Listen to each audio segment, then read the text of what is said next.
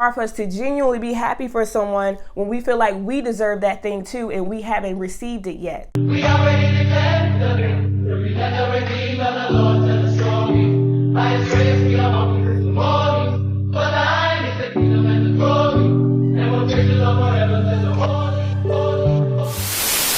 What's up, guys? It's your girl Rissa D, and this is Rissa D TV, where I share relatable and biblical advice for your everyday life. And yes, you read the title right, honey. We're about to take a deep dive into jealousy and how that plays up in the lives of a believer. Yes, I said a believer, because as quiet as it's kept, and it's not kept so quiet anymore, even Christians struggle with this thing called jealousy. And so, yeah, like I said, we're about to get into it. We're about to address this polka dotted, rainbow colored elephant that shows up in many of our rooms, okay? So yes, there are many instances where jealousy may come up, and one, as we already know, being social media, okay? We're looking at everyone's highlight reels. And so, yeah, you may see a classmate that may have gotten married for the second time, and you're still waiting on your first husband. You're still waiting on your first wife. You may even have a cousin that's having her fourth baby as you've been praying just for one child. You may often experience jealousy even in your career, right? You may be that employee that's always on time, always doing what you need to do, having 3 degrees, and now you see someone who is very much uneducated but very much privileged getting the promotion that you should have received. Yes, this is how jealousy can stir up in the life of a believer. And so in all of the examples I just named, it gives very much, when will it be my turn? And oftentimes we don't want to admit, but it's hard for us to celebrate other people. It's hard for us to celebrate our friends. It's hard for us to celebrate our cousins, our family members. It's hard for us to celebrate our coworkers when we feel like, when we believe it should be us. And yes, I get it. It's not a very comfortable, it's not a very pretty conversation to have, but we need to have it. There needs to be a space for these kind of conversations to exist. See, there's this whole concept of 2 things can be true. I can celebrate this person and also feel what I feel as it relates to my own life.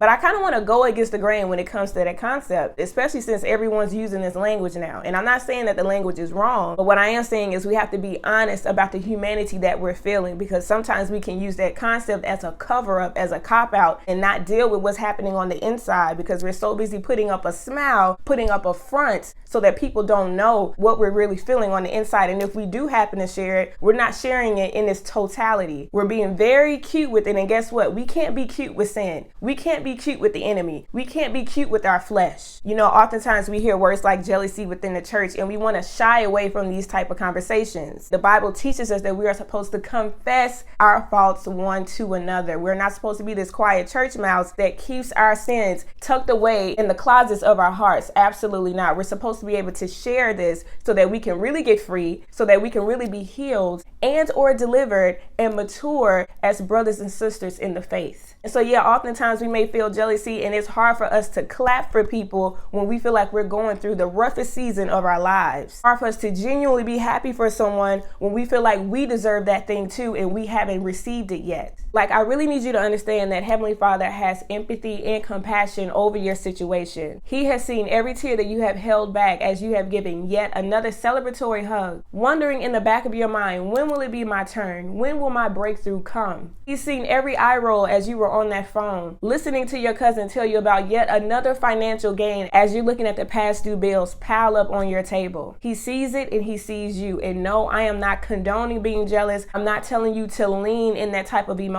What I am saying is not to ignore that you're feeling that way, because that is not going to free you. That is not going to heal you, and you will not be delivered from it by ignoring it, by suppressing it. Like, we're not just talking about it, we're exposing it for what it is, so that we can really enter into the fullness of the joy that Jesus talked about for us to live. This is a part of the abundant life that we are promised as believers. And living in abundance looks like being able to celebrate people genuinely, even when it hurts, even when it hurts your flesh, even when it hurts your ego, even when you're still waiting on the promises of God to manifest in your life. Oftentimes we feel these emotions and we think we're supposed to be embarrassed, we're supposed to be shamed, we're supposed to feel some sort of guilt. No, you are a human being. Yes, you're saved, but sometimes these things come up. But just as much as it comes up, it can come out. God wants you to understand that this season of your life does not have to be labeled destitute, but one of discovery. Discovering the fact that joy isn't isolated to you having a good season. Discovering the fact that joy may look different for each season that you go through in life. Joy isn't about just having the things you want. Joy isn't just about everything going your way. Having a sweatless victory isn't isolated to God checking every box on your list. Absolutely not. He is not Santa Claus, and he is not Amazon, okay? He is not trying to check off everything you have on your wish list. And so yes, that's a part of what we discovered, because not only are we discovering the fact that joy can look different, that a sweatless victory can look different, but that God has many facets to who he is. And we can see that even in the season that we're going through. We can see that even as we're struggling to clap for other people, we can see how God truly is Elroy and how he has compassion for us. It's time for us to let his godness show his goodness in the most difficult seasons of our lives. Like, yeah, it's hard to clap for people when you're going through, but guess what? Nothing is too hard for God. And that is the very moment where he wants in. He wants to be a part of it. He wants to be included. He wants you to lean into that fellowship that you have with him. And I tell you, God will not put you to shame. God will comfort you in a way that no one else can. And you would truly see God's joy being full in your life.